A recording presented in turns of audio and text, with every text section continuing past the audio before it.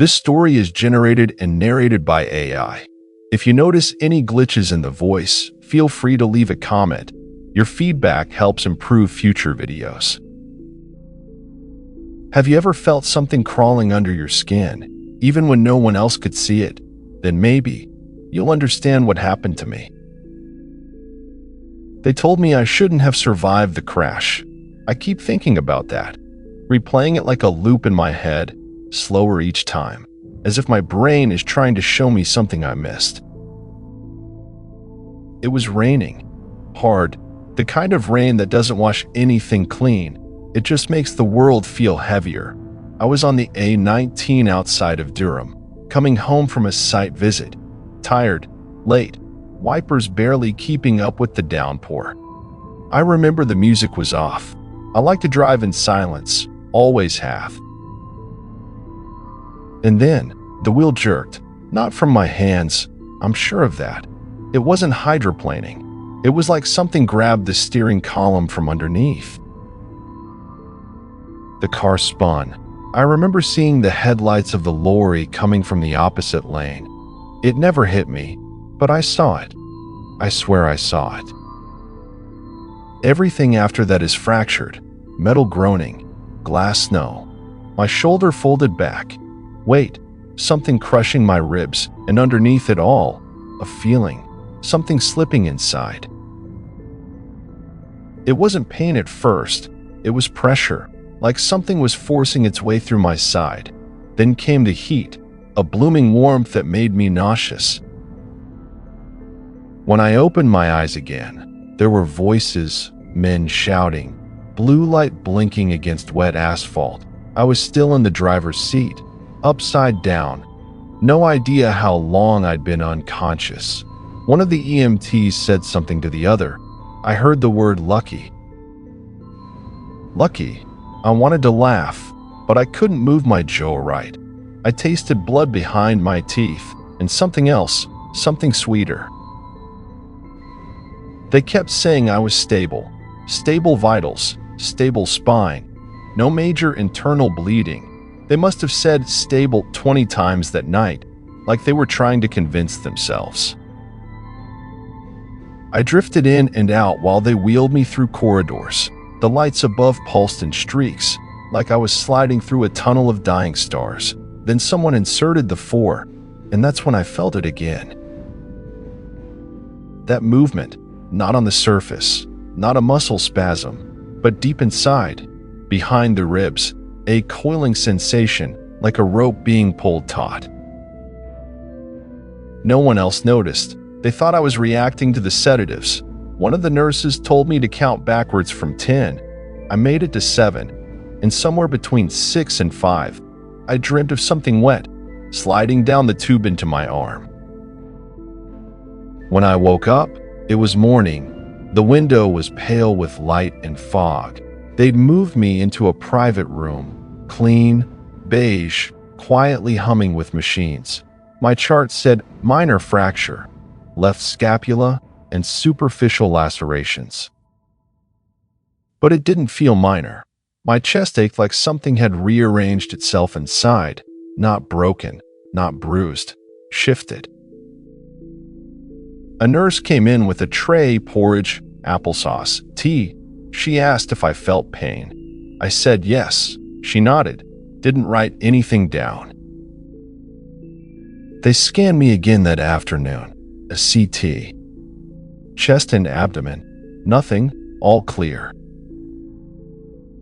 I asked about the pressure, the weight behind my lungs. The radiologist smiled in that soft, rehearsed way they do when they're about to dismiss something. Post-trauma neurosensation, completely normal. Your body's just adapting to the injury. But I hadn't felt this before the crash, only after. That night, I couldn't sleep. My mouth was dry and my eyes kept focusing on things that weren't there. Shadows moving slightly too fast on the edge of the curtains, the pulse monitor tapping out a rhythm I couldn't sync with my breathing. And then it started again. The movement, small, slow, not painful, but purposeful, Something was repositioning itself inside me. I held my breath, waited for it to pass. It didn't. Instead, it climbed, not far, maybe 2 inches, but I felt it travel up the inside of my torso, from my lower ribs toward my spine. It stopped right beneath my shoulder blade and stayed there, pulsing faintly. I rang the call bell. The nurse who came in was young, early 20s, the kind who still believes every patient is exaggerating. I told her I felt something inside me moving. She blinked at me like I'd just asked her if the walls could bleed. "Do you mean cramping?" she asked. I shook my head. "No, it's not mine." She gave me a slow look, checked my FOR, said she'd let the doctor know in the morning. She didn't write anything down either.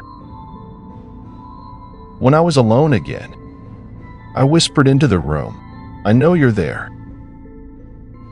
I didn't expect a response, but my shoulder twitched, like a nod. I didn't sleep the rest of the night. They discharged me 3 days later, said I was healing well, vitals steady, no signs of internal damage. They never once said the word parasite. But I kept feeling it, that subtle stirring beneath the surface, a weight shifting whenever I turned, a curl of pressure in places where no muscle should move. At home, everything was just the way I left it, a narrow row house with peeling paint and crooked steps. My neighbor, Mr. Talbot, waved as I hobbled up the walk with the sling still around my shoulder. "Good to see you upright again. You were in the paper, you know, miraculous survival," they said. Miraculous. I didn't feel lucky. I felt inhabited.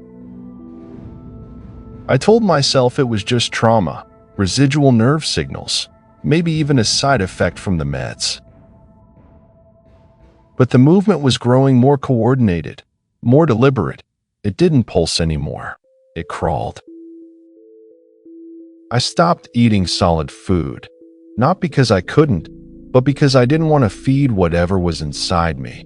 I started sleeping in the living room, propped up against the old leather couch. I was afraid of lying flat, afraid that if I let my body rest, it would have room to stretch.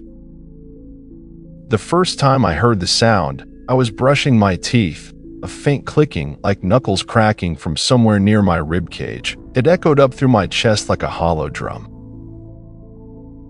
I dropped the toothbrush into the sink and stared at myself in the mirror.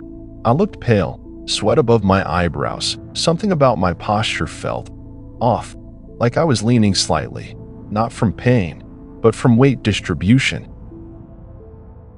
That night, I filmed myself sleeping, set up my phone on the mantle, pointed toward the couch, let it run until the battery died.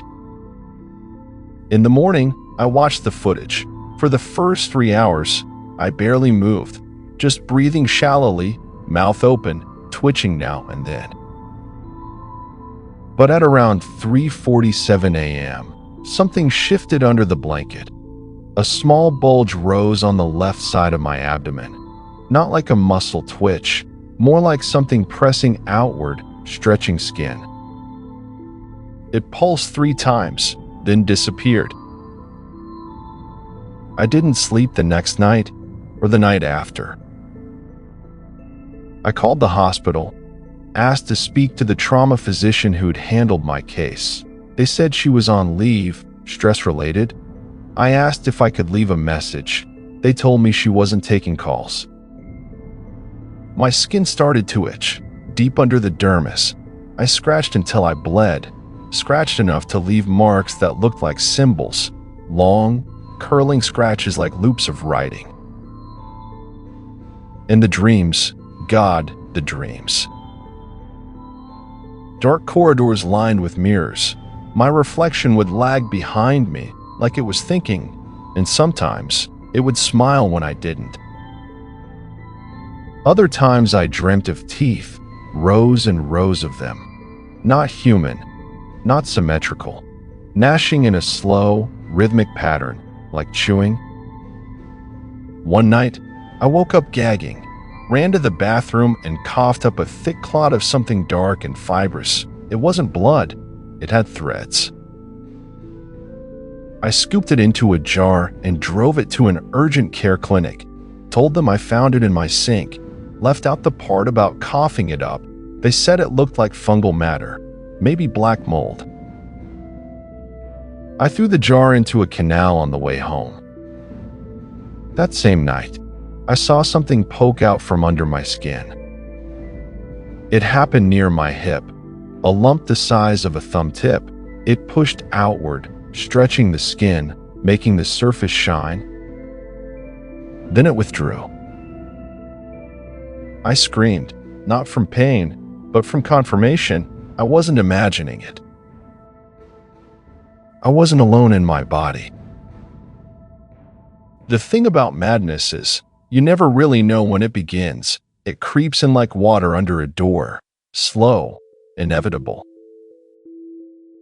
By the end of the second week, I had stopped answering phone calls, stopped checking emails.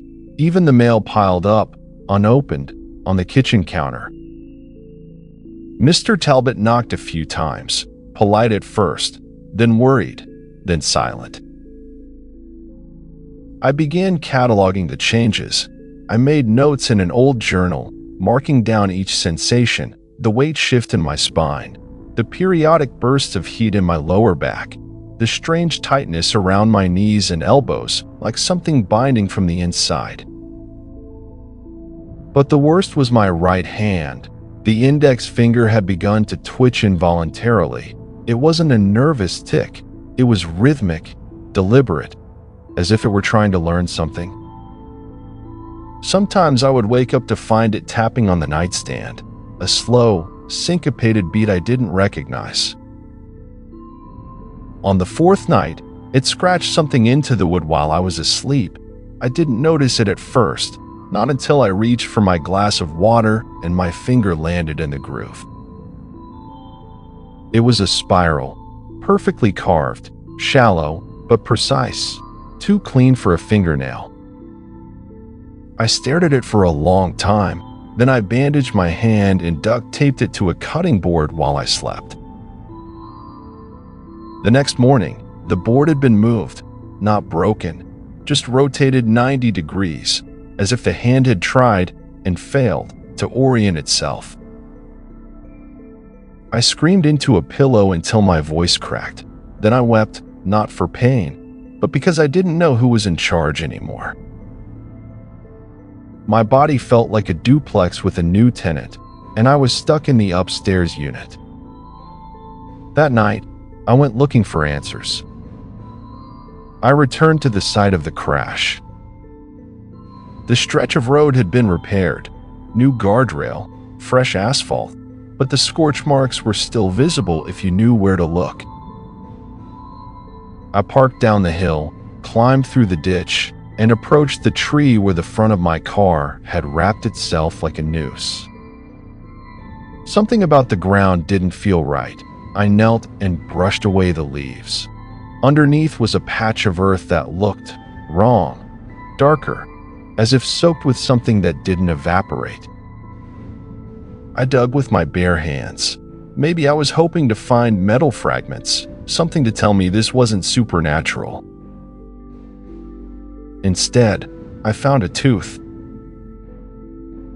Long, narrow, curved, not human, not any animal I recognized. Its surface was glossy, not like enamel, more like shell. I dropped it and stepped back, nearly fell over. My heart was racing. There was a noise, faint, like clicking, not from the woods, from inside me. I drove home too fast, tried to ignore the ache growing in my abdomen. It wasn't pain anymore, it was movement. Something was shifting inside my torso, sliding across organs like a child in a sleeping bag. That night, I felt my tongue go numb. It lasted 3 hours. During that time, I couldn't speak, couldn't swallow properly. My voice sounded wrong in my own ears, like it was being echoed. When sensation returned, I opened my mouth and checked in the mirror. There were lines under the tongue, not veins, seams. I went to the emergency room, told them I thought I was having a neurological episode. They ran tests, scans, kept me overnight, said everything came back normal. The attending doctor even smiled as she discharged me. "I think you're just dealing with stress," she said. But I saw the way she looked at the scans, just for a second, that flicker of confusion.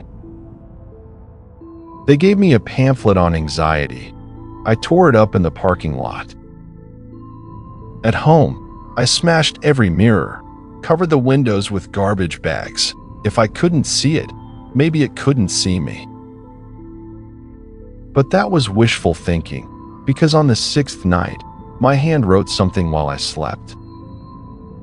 This time, not on the nightstand, but on the wall.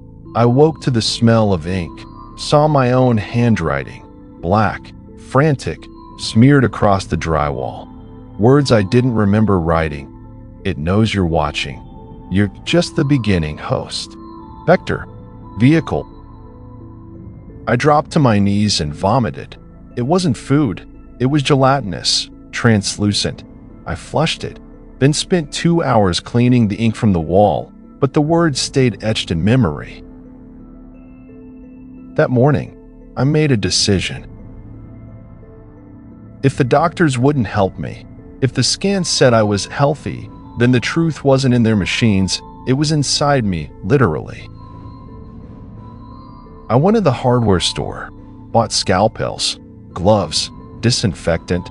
I was going to find it. I was going to cut it out. I set everything up in the bathroom, not for cleanliness, but for the mirror. I'd taped black garbage bags over every reflective surface in the house, but now I needed one. I needed to see. I placed the mirror flat on the floor and angled a desk lamp over it, lit myself from below like some grotesque stage actor. My shirt was off. The skin on my abdomen was pale, slightly green, like it didn't belong to me anymore. I sterilized the scalpel, laid out gauze, alcohol wipes, a bowl of hot water. I watched a dozen surgical videos online, all for nothing, because there was no instruction manual for this. My hands trembled, but only the left. The right hand was still, focused. I pressed the blade just below the rib cage. The moment the skin parted, I felt a pressure release inside. No blood at first, just steam, a faint hiss, like a valve opening. I cut slowly, 3 inches across, deep enough to reach tissue. And then I saw it. Something moved. Not muscle, not fat, something slick and glistening. It recoiled from the light, retreated deeper into the cavity. My vision swam. I nearly passed out, but the right hand gripped the sink and steadied me, not by choice. It was helping. I screamed. I don't even know why. Maybe from pain. Maybe from the horror of realizing it wasn't just inside me. It was integrated. Not a parasite, a co-pilot. I leaned over the mirror, staring into the incision, trying to catch another glimpse. Instead, I saw my face in the mirror, and it smiled. I wasn't smiling, but the reflection was. A slow, patient grin, like it had been waiting. That's when I blacked out. When I woke, I was on the kitchen floor. The scalpel was clean. My abdomen was stitched, badly, but closed. I checked the mirror. No smile now, but I didn't trust it anymore. The house smelled wrong, like rust and vinegar. I followed the scent. Found the trail, ink, more messages, written on walls, floor, inside the fridge. You let it in, don't fight, adapt. There will be others.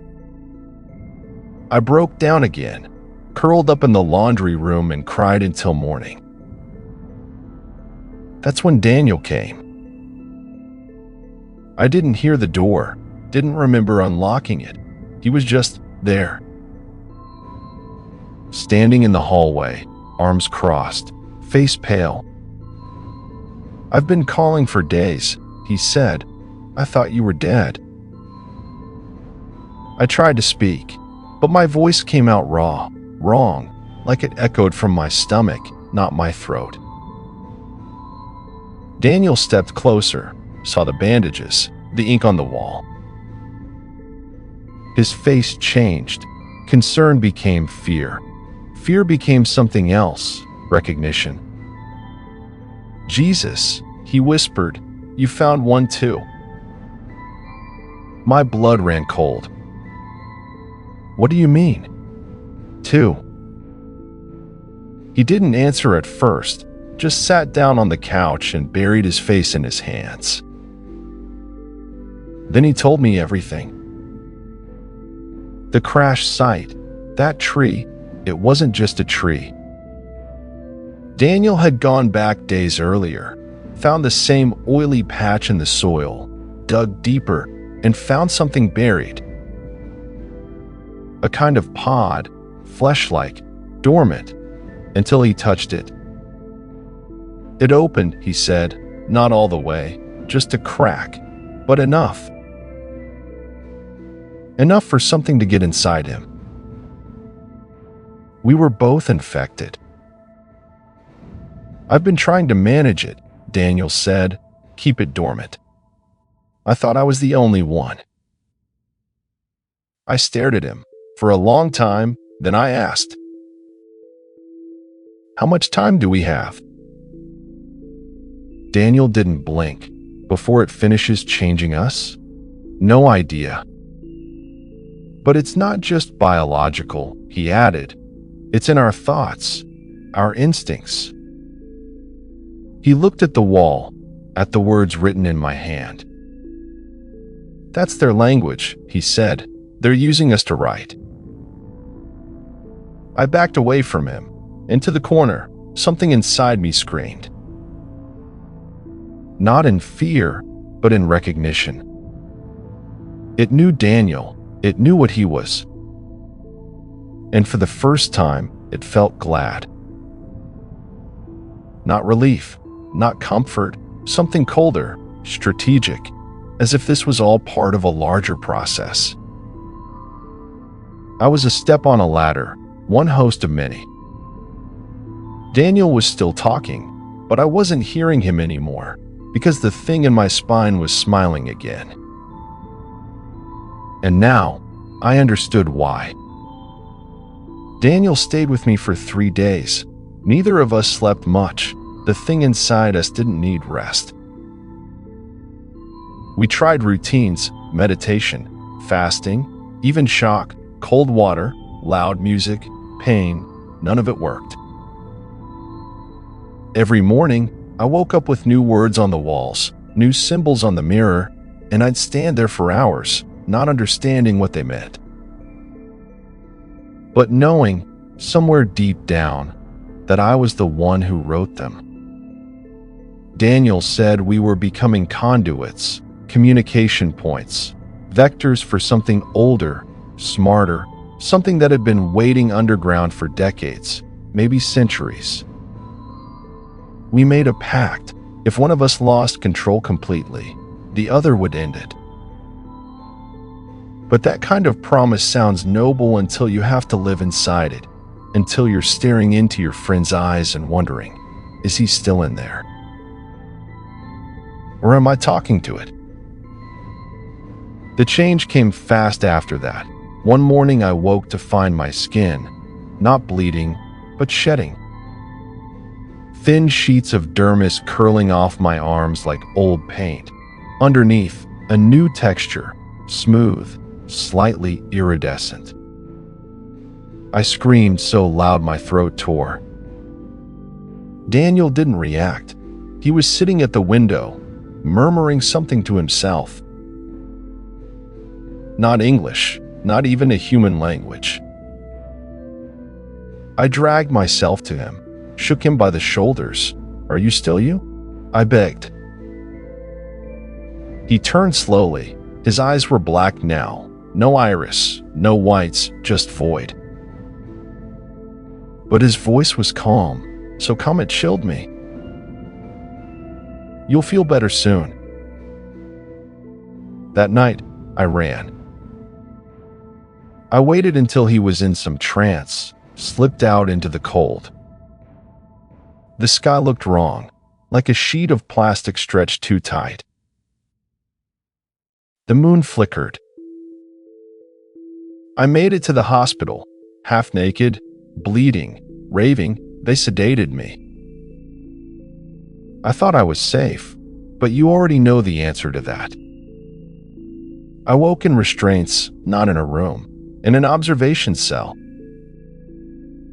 Two-way mirror, single cot, security camera in the corner. For 2 days, no one came in, only voices through the speaker. They weren't asking about my wounds, they wanted to know what I'd seen. About the writing, the symbols, the patterns. That's when I realized they knew. This wasn't the first case, and I wouldn't be the last. The thing inside me wasn't some random infection. It was part of a larger structure. Biological, yes, but also designed. Engineered for infiltration, subtle, persistent. When they thought I was unconscious, I heard the doctors speaking, not all in English. Some of them were using the same symbols I'd scrawled on my walls. Some of them were hosts too. I wasn't in a hospital. I was in containment. And then, one night, the light in the cell turned red. An alarm sounded once, then silence. The door opened, and Daniel walked in. He didn't speak, just stood there, watching me, head tilted.